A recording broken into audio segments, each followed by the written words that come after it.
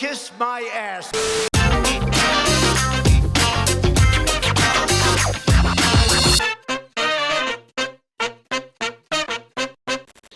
What's up, everyone? Welcome to the Being Beautifully Honest channel and podcast. If you have not subscribed yet, please do go ahead and hit that subscribe button. Now, let's get into this politics and BS story.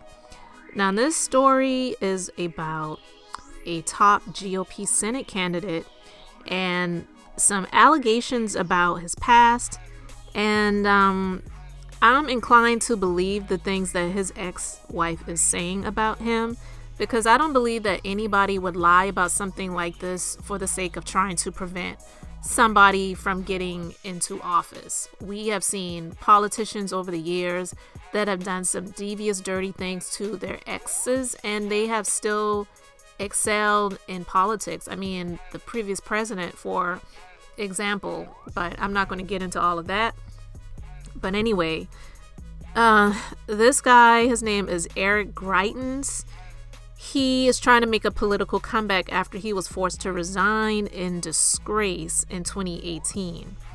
So, former Missouri Governor Eric Greitens' ex-wife has accused him of knocking her down, hitting their 3-year-old child, and showing such unstable and coercive behavior that others stepped in to try to limit his access to firearms in a new legal affidavit obtained Monday by the Associated Press. It's a new accusation that could threaten Greitens' political comeback after he was forced to resign in disgrace in 2018. Prior to our divorce, during an argument in late April 2018, Eric knocked me down and confiscated my cell phone, wallet, and keys so that I was unable to call for help or extricate myself and our children from our home, Sheena Greitens, his ex-wife, wrote in the filing obtained by the AP. I became afraid for my safety and that of our children at our home. She also accused Greitens of physical violence toward our children, such as cuffing our then 3-year-old son across the face at the dinner table in front of me and yanking him around by his hair. Now, cuffing, what she's talking about is pretty much he balled his hand up but didn't put it in a fist and use that to slap their child. And that's crazy. A 3-year-old, I'm sorry. Greitens' campaign and attorney didn't respond to requests for comment from AP. Greitens resigned from the governorship in 2018 after being indicted, not accused, indicted, for allegedly taking compromising photos of a woman with whom he was having an affair and then using them to attempt to blackmail her to keep quiet. That woman also accused him of physical abuse. An investigation by the Missouri Ethics Commission into this and unrelated campaign finance issues found probable cause that Greitens' campaign broke campaign finance law but didn't find him personally liable. Prosecutors also charged him with felony invasion of privacy, but later dropped that charge. Greitens has claimed he's been completely exonerated. Sounds like somebody else we know, but I'm not going to get into that. And is seeking a political comeback by running for retiring Republican Senate Roy Blunt's seat. Polls have shown he has an early lead ahead of the August primary. And see, this is the thing that... oh my God, I'm sorry. Like I've said before, and I will say it again, I'm not for either party. I'm not. And it's stuff like this that just really, I just don't understand it. And I guess it's like the good people don't want to be a part of politics because they know how dirty it is, and I get that. But with all of the things that this guy has been accused of and indicted of, the fact that he has an early lead in the polls and is like the favorite to win is crazy. And I just don't understand it. I really don't get it. But I don't know. I'm sorry. I'm at a loss for words because I believe everything that this woman said. I don't believe that this is a woman scorn that's trying to take him down, that's trying to prevent him from moving forward in politics because she knows that he loves his country and he loves to serve and he loves to lead, and she's lying on a good man to try to tear him down. I don't believe she's lying about that. Do you know how much guts it takes for a woman who was married to a man who has been indicted of trying to blackmail his former mistress to come out and say, yeah, he knocked me and our 3-year-old child around? Like, that's not something that you play with. Yeah, and we know people do devious, dirty things and they lie. A lot of people do. But I don't believe that this woman is lying about this. Because one, he is definitely supported by the former president. And we all know that when it comes to that crowd, a lot of people don't want to come up against anybody that is supported by the former president, or even want to come up against the former president, because they know how ravenous and evil a lot of the supporters of this person is, and they just don't even want to deal with it because they would just rather have peace as much as they possibly can in their life versus standing up for what's right, period.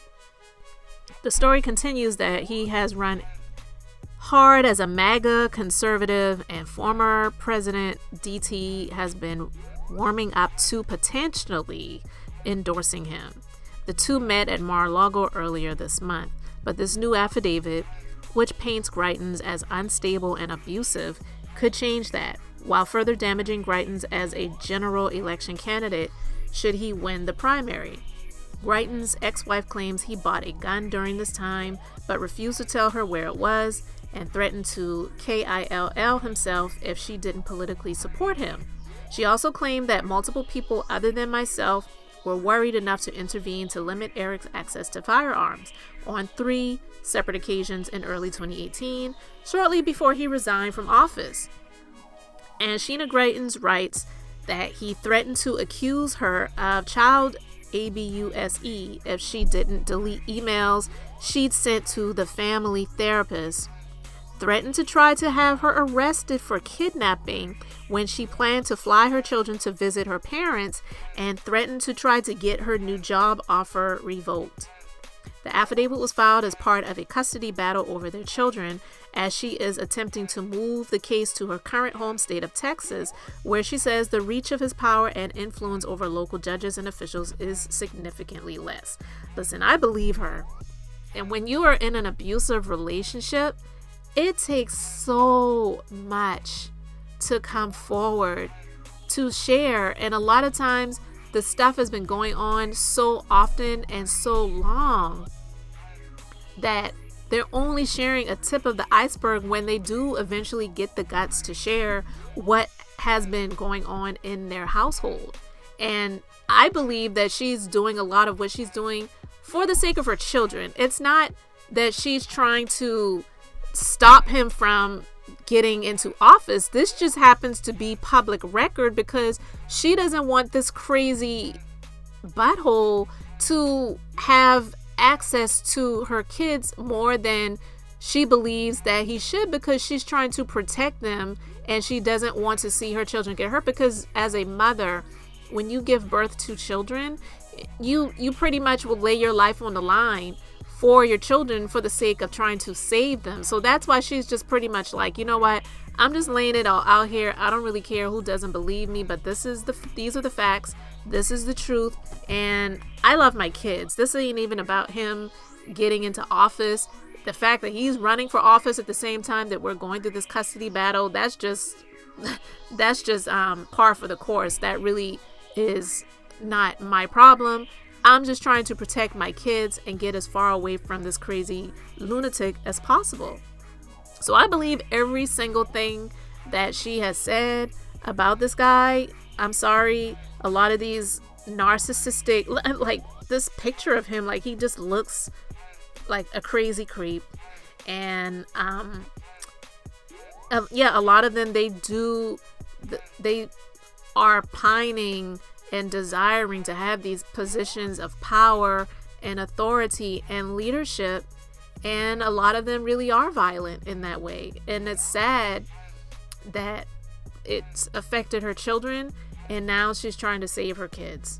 So we'll see what all comes of this, but I am not surprised by any of this. It's a shame. And honestly, as well, it doesn't surprise me that he's got some leads in the polls when it comes to him getting this seat in office. It's nuts, but there's so many of them like that are already in the leadership positions, even if it's not in politics, but a lot of them already are. And because people just know what they see on the outside and they don't know what goes on the inside, they don't know what goes on in the household. They just believe what they believe from what they see on political ads or a town hall meeting or whatever, it is. They see the person on Fox News or CNN or MSNBC or whatever, and they just believe that camera image of the person and not what this person that really knows them is saying about this person. I believe her. I believe every single word that she has said about him. I don't believe she's lying, and I hope that he continues to be exposed because he doesn't deserve to be in office. He honestly deserves to be in jail, in my opinion. But those are just my thoughts. You can let me know yours in the comment section. Kiss my ass.